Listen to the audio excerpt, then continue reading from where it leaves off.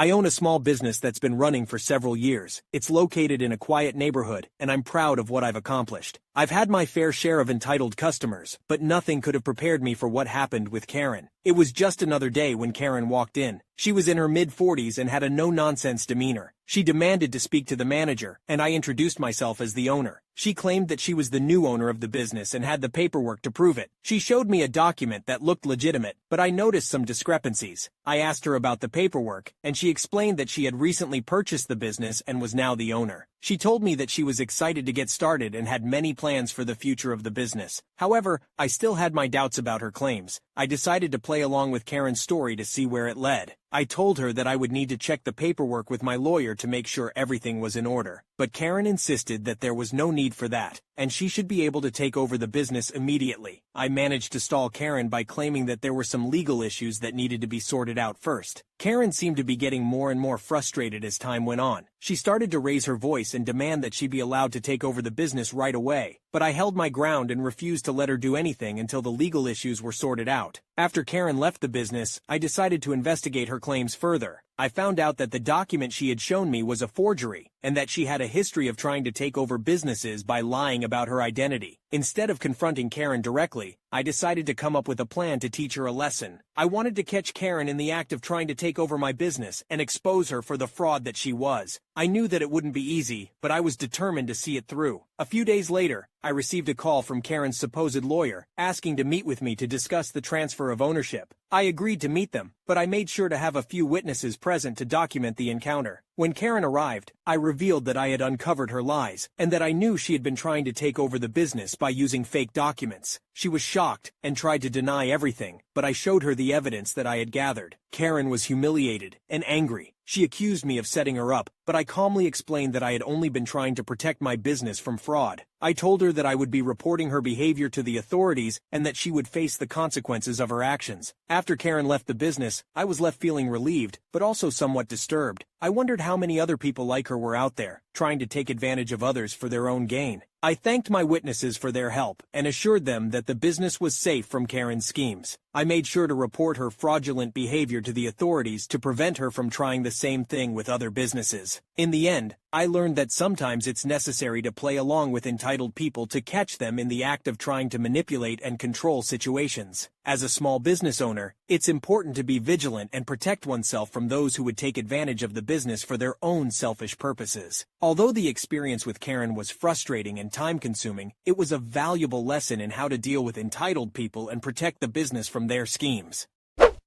That must have been a lot of work, but it's good that you got to the bottom of it. It's important to be aware of people like this and stop them before they can do too much damage. I'm glad you figured out what was going on and did something about it. Have you ever been in a relationship where your partner didn't seem to understand your mental health struggles? Well, I have, and let me tell you, it didn't end well. After almost 2 years of being with my boyfriend, I'm leaving him over a prank. And not just any prank, but a prank that triggered my PTSD and nearly caused me to lose the person I love. I'm still shaken up, so if this doesn't make much sense, I apologize. TW for suicide. I, 18F, have been with my boyfriend, 20LM, for almost 2 years. I moved in with him last August, and things have been pretty rocky. My whole life I've struggled with my mental health, specifically depression, anxiety, and self-harm. I've been clean for a while though. I also have a history of trauma, but I don't need to get into that. I made sure my boyfriend knew this when we started dating, because I wanted him to be able to nope out of the relationship if that was too much for him to deal with. He assured me it wasn't an issue. He never seemed to really get the whole mental health thing though. He would make comments saying stuff like depression is just spicy sad, and people with trauma should just get over it. He also thinks that only veterans can get PTSD. I've tried explaining things to him, but he just brushes me off, so I do the best to ignore him. Recently he started watching couple prank channels on YouTube and he started pranking me. At first it was just small things like putting way too much flavor in my water or salt in a bite of my food. I laughed it off, it didn't really bother me, but then he started jumping out and scaring me. That kind of stuff really affects me sometimes because of my PTSD, and I tried to explain that to him. He would apologize but do it again the next day. I was getting annoyed and frustrated, but I tried to let it be. Things escalated when last week when he put some noisemakers under the toilet seat in the middle of the night. I woke up to go to the bathroom and sat down. Boom!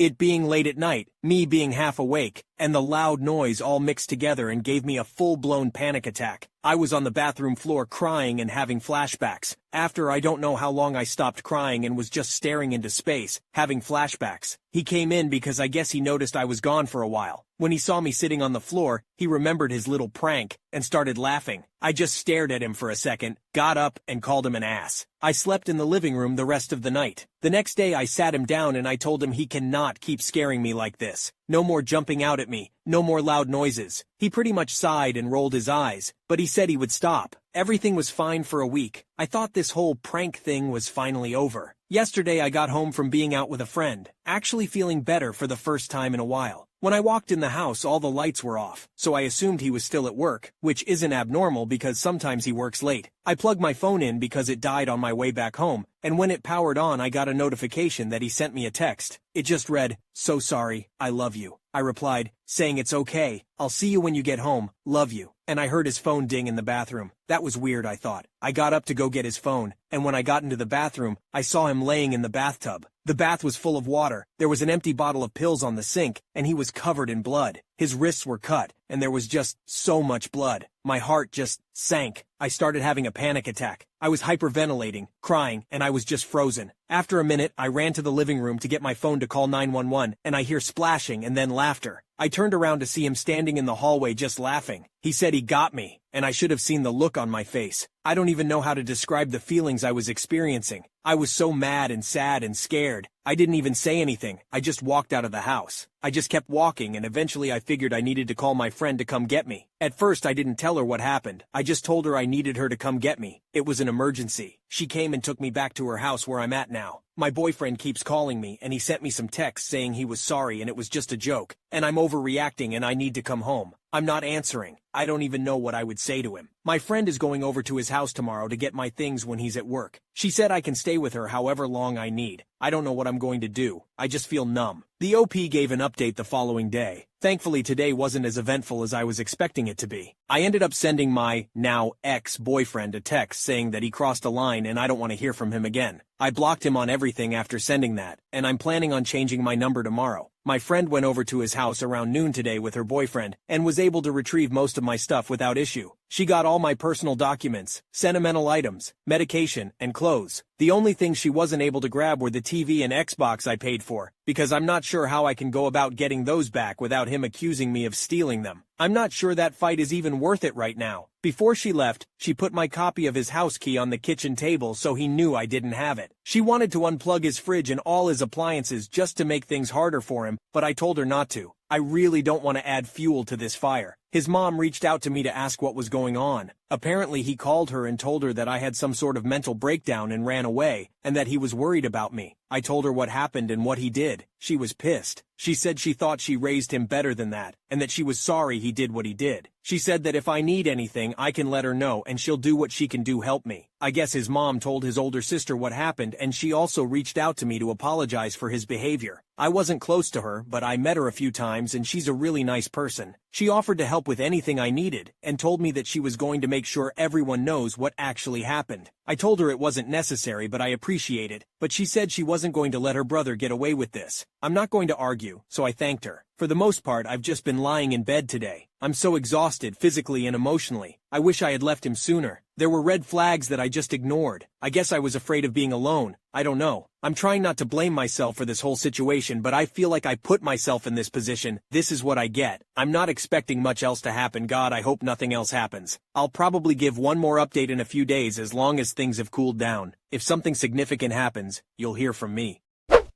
Thanks for sharing it with us. It's so hard to get away from a toxic person, and you've been through so much. I hope that everything works out for you in the end. You are so brave for sharing this story with us, and if there's anything we can do to help you, please let us know. I'm sure there are lots of people here who want to help. We're behind you all the way.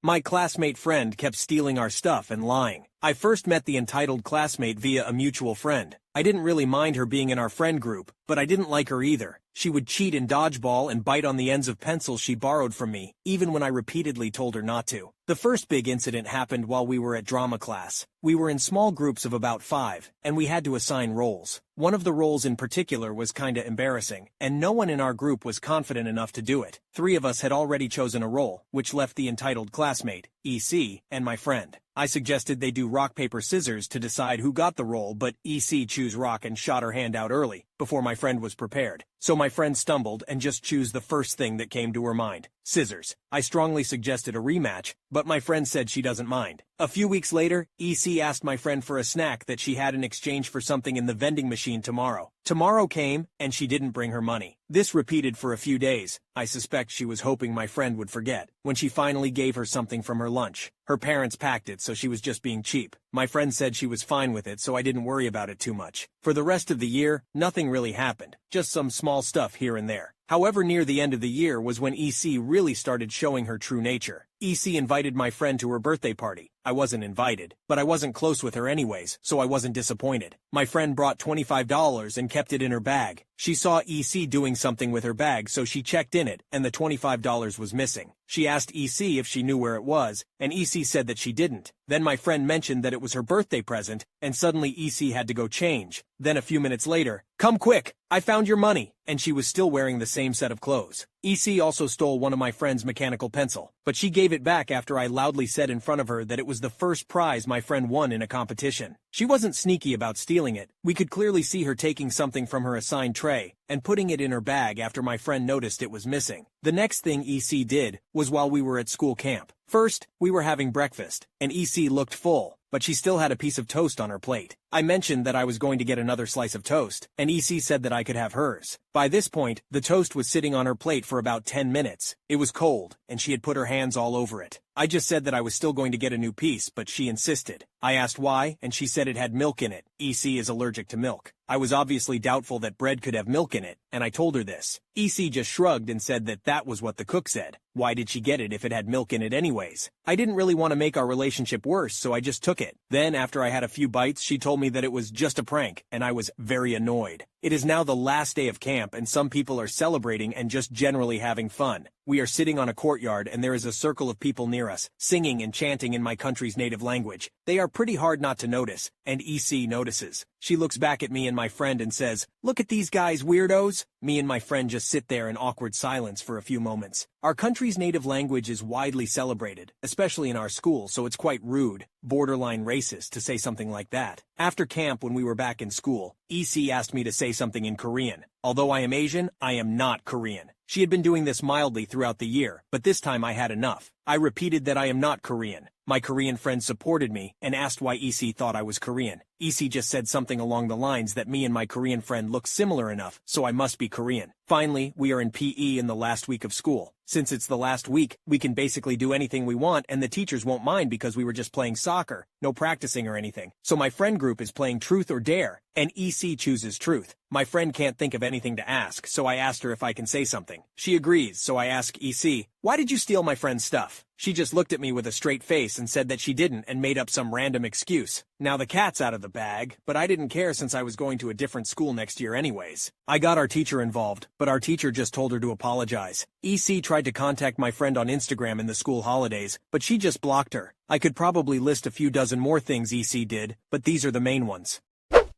In life, you will inevitably meet certain people who are pathologically dishonest. Protect yourself. There will be more, and stay as far away from them as humanly possible.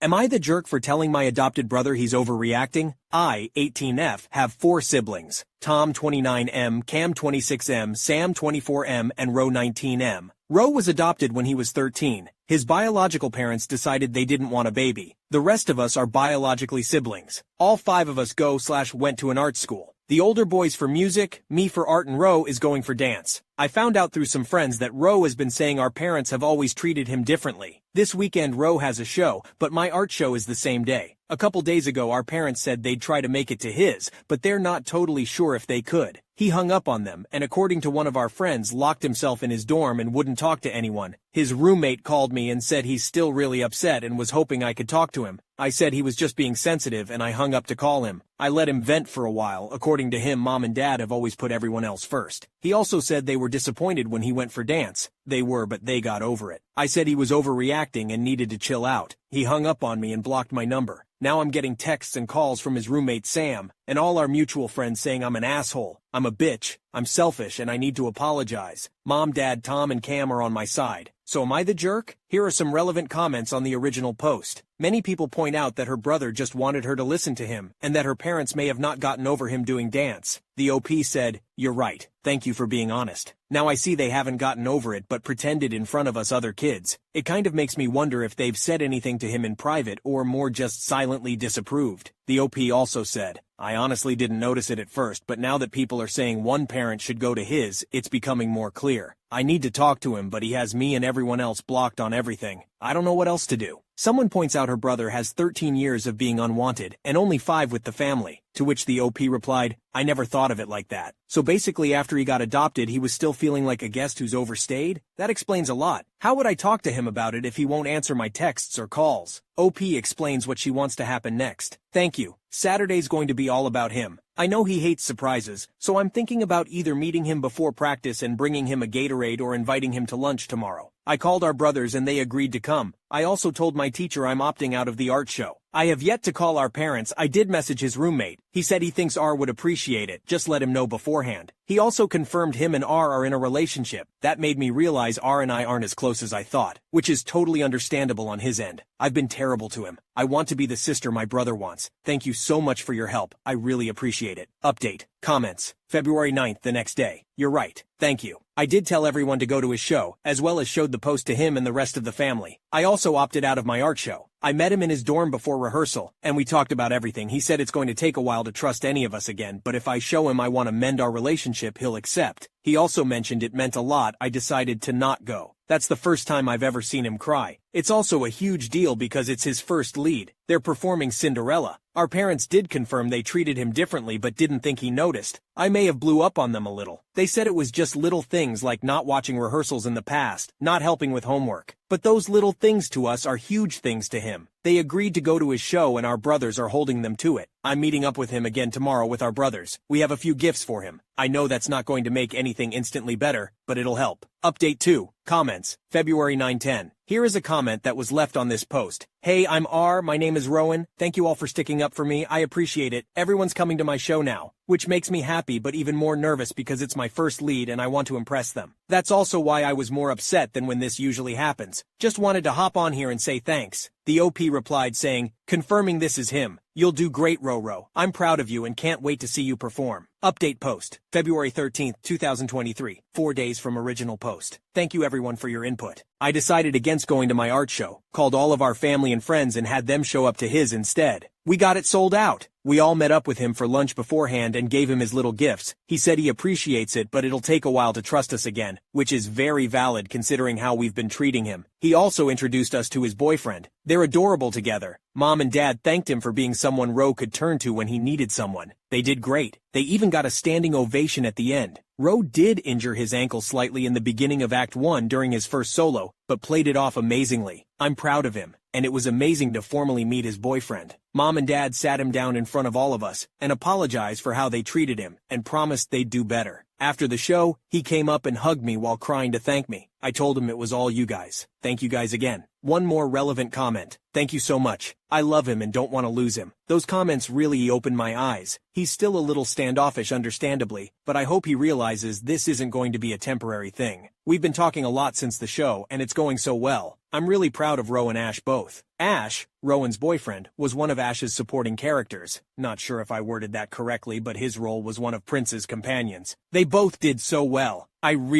appreciate everyone's advice. We're all taking the boys out for dinner tomorrow, along with Ash's parents and hanging out. It'll be our first time meeting them knowing Ash and Rowan are in a relationship. I am a little worried about how our parents will react just because this has been a long-term relationship, and Ash's parents have known first. But my other brothers and I all agree their relationship with Rowan doesn't have to define our relationship with him, and he's our brother no matter what. Rowan gave some more info about his life. Sorry, I'm kind of not entirely sober. Bio mom was a dance teacher. She gave me up when I was 7 because she had the twins, one special needs. She's also just not a great mom. One of my placements suggested to my caseworker I continue dance at a separate studio because I wouldn't shut up about dancing. My caseworker then told my other placements if they can try to at least get me to classes that would be great. So ballet was the one thing keeping me distracted from all my attachment issues and stuff. At 12 I got placed with current parents, 13 adopted, and 15 the boarding school my other siblings went to. That's also where I met Ash. We were roommates, started dating at 16, graduated school and applied to the same arts university, requested to be roommates, and here we are. He was the hardest secret I felt like I had to keep, but I'm so thankful he stayed. Not to get all sappy, but he saved my life, I think. He's the best, most patient boyfriend I could have ever asked for. I must have done something right for him to be mine. Rowan's plans moving forward. I'm still pretty hurt and upset, but I never really had a family. So I'm looking at this as a way to finally get what I needed in a way, like a sense of closure. Like yes, at least they're trying, but I've made it clear to them that if I don't want a relationship with them,